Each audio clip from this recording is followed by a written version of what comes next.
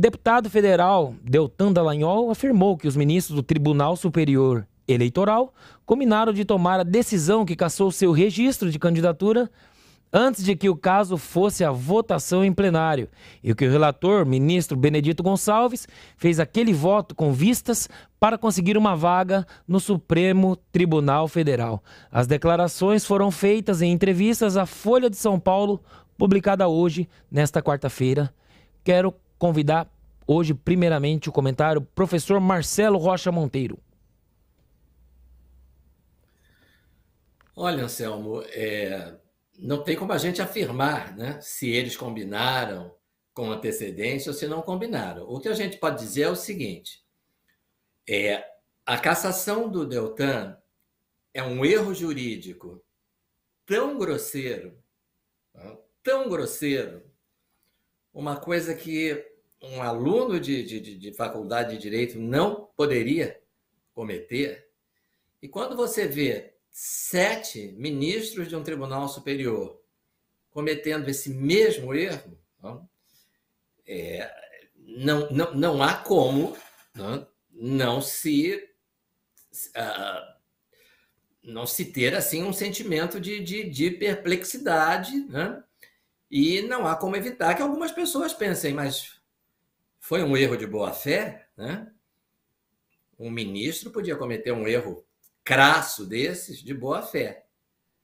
7 ministros, né? O erro crasso é o seguinte: norma restritiva de direitos, lei que serve para restringir direitos, ou seja, para restringir o meu direito à liberdade me mandando para a cadeia, para restringir o meu direito a exercer um cargo público, né? Para restringir o meu direito de exercer o meu mandato para o qual fui eleito, né? Cassando esse mandato. Todas as leis que restringem direitos, que nos tiram direitos, devem ter o que a gente chama de interpretação restritiva. Elas devem ser compreendidas, aplicadas, interpretadas ao pé da letra. Você não pode ampliar o sentido daquela lei, né? Imagina uma lei que dissesse assim: fica cassada a carteira de habilitação do motorista que dirigir descalço. Aí você é flagrado dirigindo de sandália. E aí o sujeito diz: você vai ter a sua carteira cassada. Mas por que eu não estava descalço? Mas estava de sandália. A sandália deixa o seu pé aberto, não é? Então nós vamos ampliar a interpretação, vamos dar uma interpretação ampliativa para punir você que não estava dirigindo descalço, não é? Mas estava dirigindo de sandália. Isso não pode acontecer em hipótese alguma. Então a lei diz: fica inelegível o membro do Ministério Público que pede exoneração, havendo contra ele um procedimento administrativo disciplinar, um PAD, como a gente chama, né? Instaurado. Não havia nenhum procedimento administrativo disciplinar instaurado contra o Deltan. Mas havia vários pedidos para que fossem instaurados. Mas não foram instaurados. Né? Não foram instaurados. Né? O sujeito pode ligar para o Ministério Público do Rio de Janeiro e dizer assim: eu estou mandando aí uma petição requerendo a instauração de um procedimento disciplinar contra o Procurador de Justiça Marcelo Rocha Monteiro. Né? Ele faz isso. Isso não quer dizer que existe um procedimento instaurado contra mim. Ele está pedindo. Né? Ainda vai se decidir se vai ser instaurado ou não. Então, isso é uma coisa tão elementar, eu até ousaria dizer que é meio intuitiva, né? Nem precisa ser bacharel em direito. Para você ser punido por uma lei, você tem que fazer exatamente aquilo que a lei proíbe. Não é uma coisa parecida. Né? Você tem que fazer exatamente aquilo que a lei proíbe. E não foi o que aconteceu com o Deltan. Então, não me espanta que surja essa interpretação de que houve um acordo prévio, uma combinação prévia, né? E o resultado seja esse. Resultado é lamentável, né, para a democracia, para o Estado de Direito, enfim, 300 e tantos mil votos de eleitores paranaenses jogados no lixo.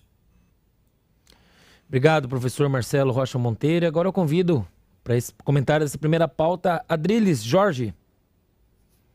Olá, olha, Anselmo, eu me preocupo menos em relação, quer dizer, me preocupo tanto quanto, mas assim, eu preocupo mais com a possibilidade de uma perseguição maior do Deltan Dallagnol por essa opinião. Se a gente tivesse num legítimo Estado democrático de direito, como diz o ministro Barroso, uma opinião dessa poderia ser colocada de maneira normal. Olha, eu acho que o STF, olha, aliás, eu acho que o TSE errou e eu acho que o TSE errou de maneira capciosa. Por que eu acho que o TSE errou de maneira capciosa? Principalmente na voz do Deltan que eu estou falando.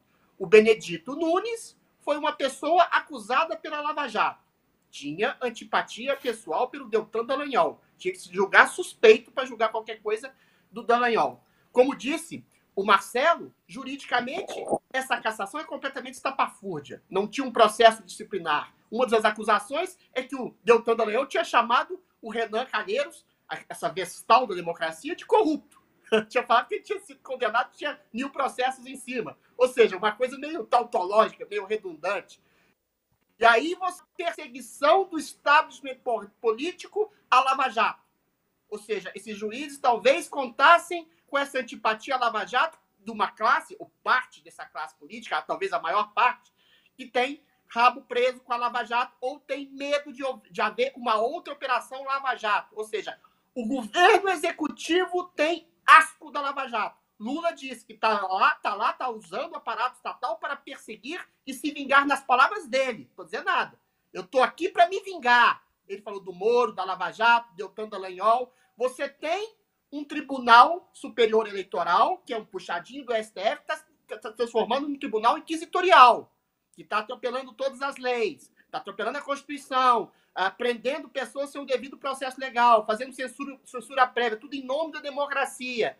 Ou seja, você tem o Dallagnol, o Sérgio Moro, de alguma forma ligado à direita conservadora, que está sendo perseguida em todas as dimensões. Então, dá para fazer uma ilação, que é o que o Dallagnol fez, que é um acordo para colocar alguém ali no STF ou do Alexandre de Moraes. Você tem uma votação rápida, em tempo recorde, em menos de 1 minuto, sendo que até o Nunes Marques, que foi indicado pelo Bolsonaro, votou pela cassação.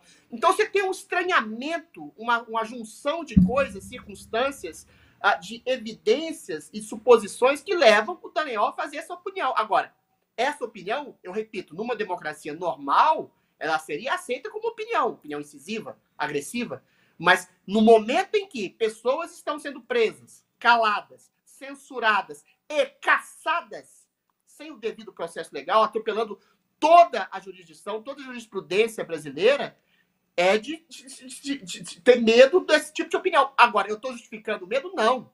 Eu acho que numa tirania, numa democracia em perigo, é esse tipo de atitude que deve ser feita por parlamentares. O único parlamentar que acusa que existe uma tirania do Supremo e acusa frontalmente o Alexandre de Moraes de atropelar as leis, o Alexandre de Moraes foi o presidente do TSE que cassou o Dallagnol, é o Marcel Van Hatten. Eu não vejo ninguém mais, aliás, ao contrário. Eu vejo as pessoas subindo no tribuno para dizer que tem medo de criticar o Alexandre. Todo mundo sabe que todo mundo tem medo. Agora, um parlamentar que tem medo, ele perde a sua função de ser.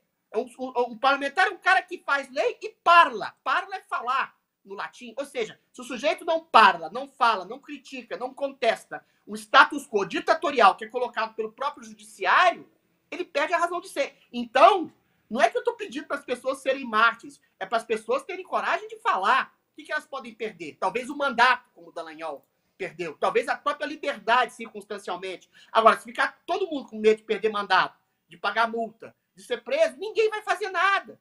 Então, a ditadura subliminar que está se colocando no Brasil, ela vai tomar conta do país. Quando você vai perguntar, por exemplo, para o Zé Dirceu, pergunta para ele se ele tem medo de ser preso. Não tem.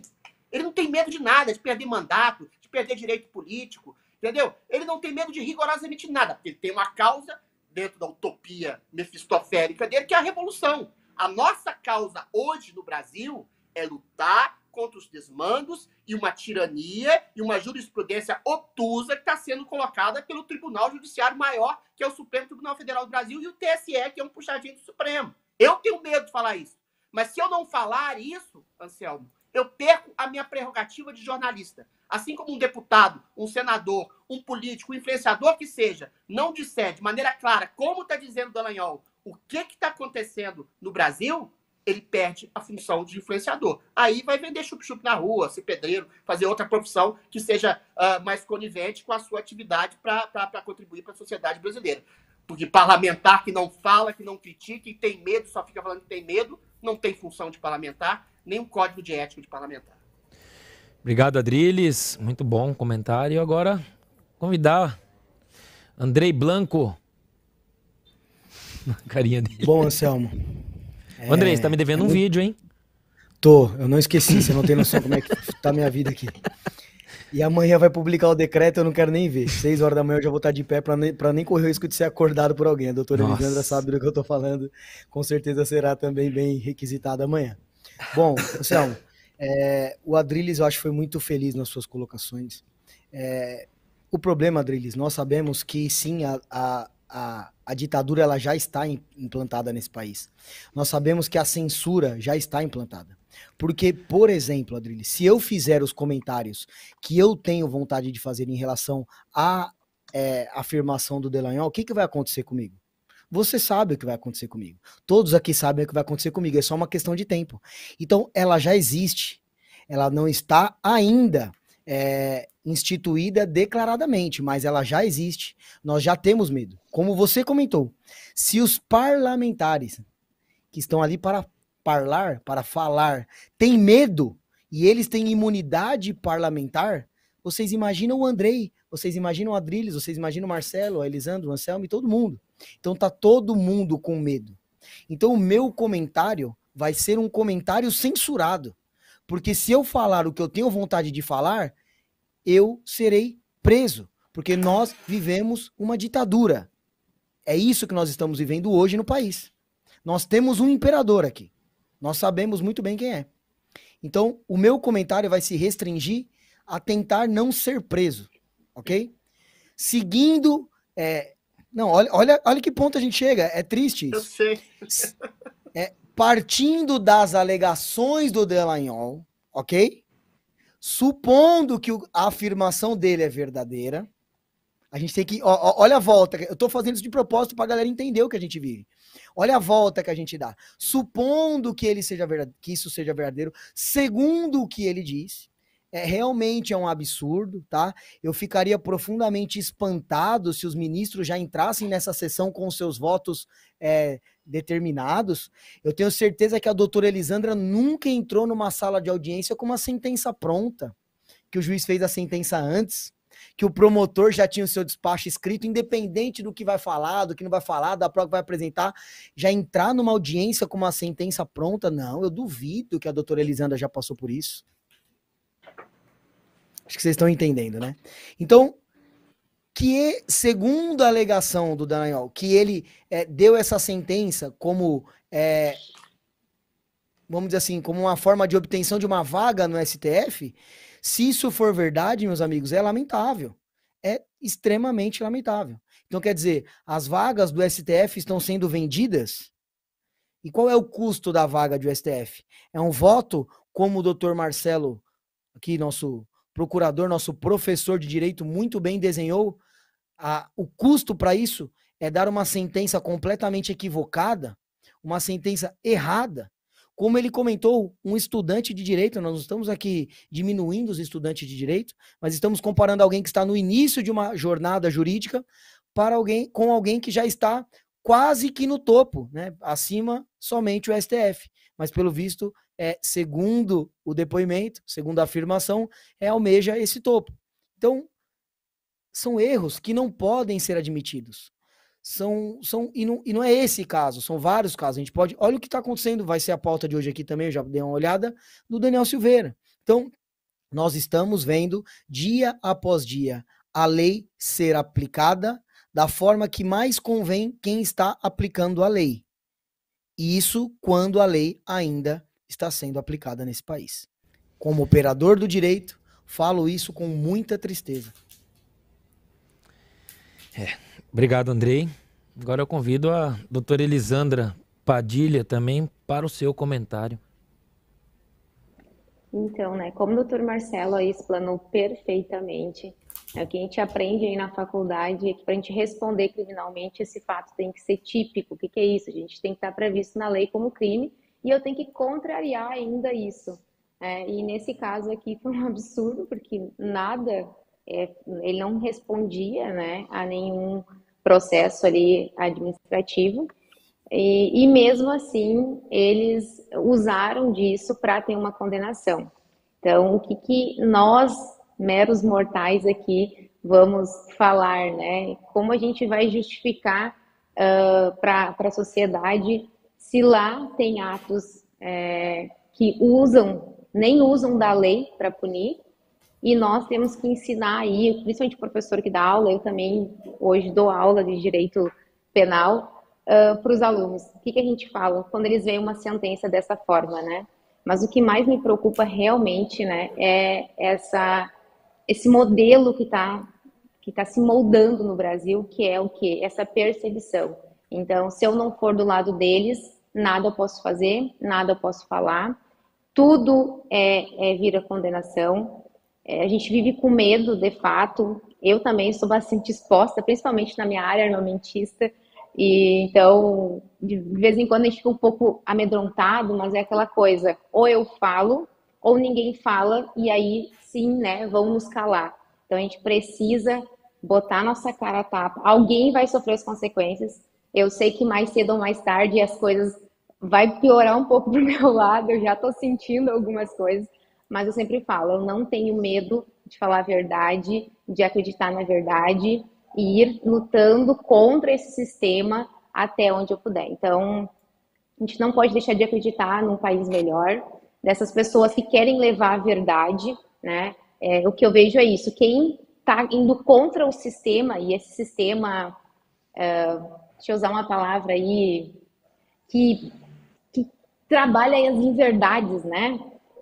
É condenado, é punido, e a gente não está tendo apoio. Aquele dia me espantou muito, né, do Marcos Duval falar, quando eu acreditava que a gente estava tendo o apoio da direita, que o pessoal estava lutando aí contra essas pessoas, e ele me disse que eles estão lá brigando para quem tem mais aparição na mídia, enfim. Então, que nós aí, jornalistas, quem se propôs a colocar o rosto e a voz, né, para lutar contra isso, que continuamos, que não paramos de lutar, que eu tenho certeza absoluta que a gente vai passar por tempos sombrios, mas que as coisas vão melhorar.